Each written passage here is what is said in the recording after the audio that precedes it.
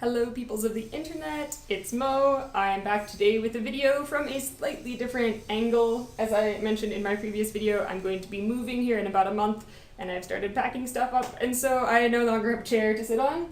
So I'm going to try not to move around too much in front of my bookcase so that I stay centered in the camera, but we'll see how it goes.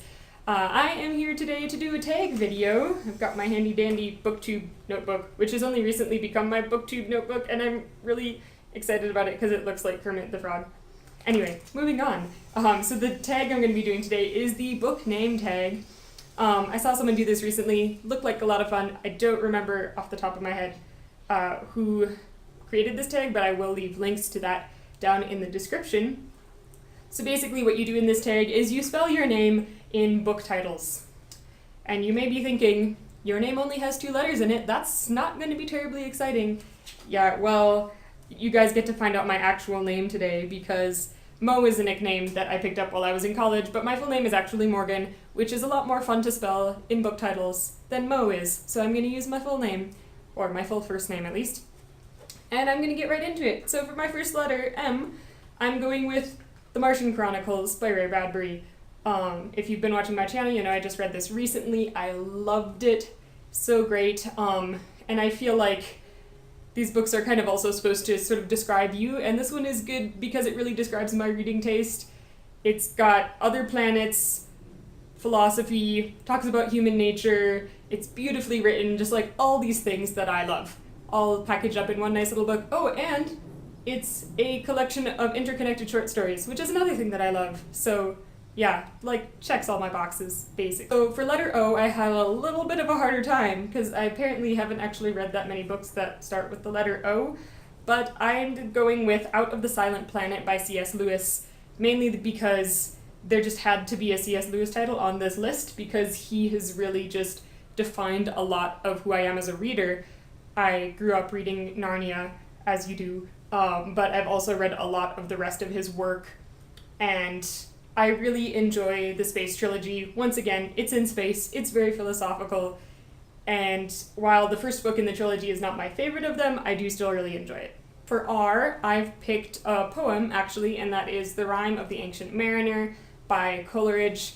This is, I'd say, roughly like a short story-lengthed poem, like 20 to 30 pages, don't remember off the top of my head, and it is about a sailor who is cursed, and all of this terrible stuff that happens to him because of his curse. And I really like nautical stories, and it's very definitely like genre poetry, and yeah, I just really enjoy it. Only discovered it like last year, but it's become one of my favorite poems. So yeah, that's coming in for R. For letter G is another one that you have definitely heard me talk about on this channel before if you've been following me for any length of time, and that is The Gods of Pagana by Lord Dunsany. Once again, interconnected short stories.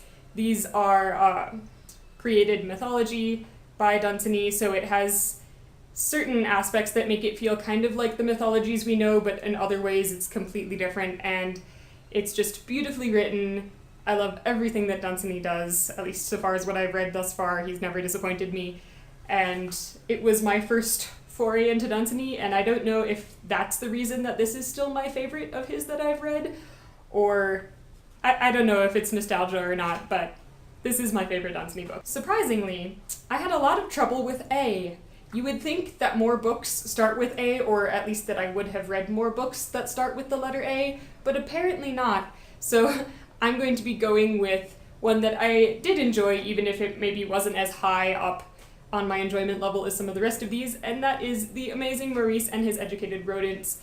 This is a Discworld novel by Terry Pratchett, so obviously it's very funny because Pratchett writes humor, and that hasn't appeared in these other books so far, and I think it's important to include because I really do like humorous stories.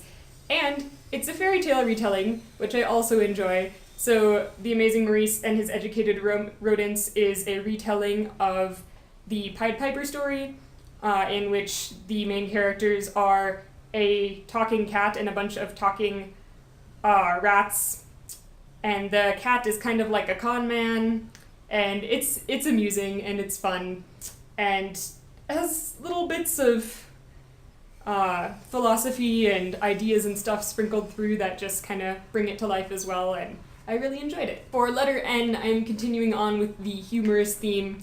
I'm going to go with Northanger Abbey by Jane Austen. I know some people who love Austen will say that they really like this book and some of them really don't. I think it's kind of polarizing because it's so different from the rest of her books.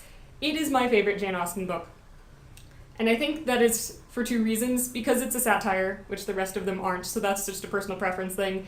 And due to being a satire, it's really funny, and so I enjoy that. I enjoy watching it make fun of the Gothic literature of the day, and yeah, I just find it a thoroughly enjoyable read. So I've reached the end of my first name, and here we've come to a problem, because my favorite author has not yet appeared on this list. So I'm going to also include my last initial, which is T, and for this I'm going to go with Tremendous Trifles. This is by G.K. Chesterton, who you may have heard me mention here before, possibly, who is my favorite author. And Tremendous Trifles is a collection of his essays. Not of all of them, by any means. He wrote so many essays, but it's a collection of some of his essays, and it's one that I really enjoy. And yeah, there's just a number of different essays in here that I go back to and reread. Chesterton is very philosophical and theological, and he just makes you think about things that you wouldn't necessarily normally think of.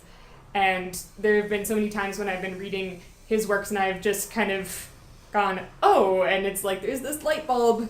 And yeah, I really like that sense of reading his work, because it's not just like the escapism of some books, but it is affecting me and changing me and my thought processes and causing me to have to look at and question things.